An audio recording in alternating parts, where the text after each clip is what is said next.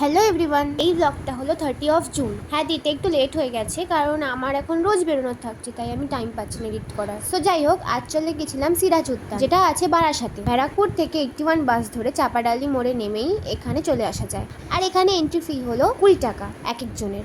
আর এখানে বাচ্চাদের জন্য অনেক দোলনা আছে, খেলার জিনিস আছে। আর এখানে একটা রেস্টুরেন্টও আছে এনাদেরই।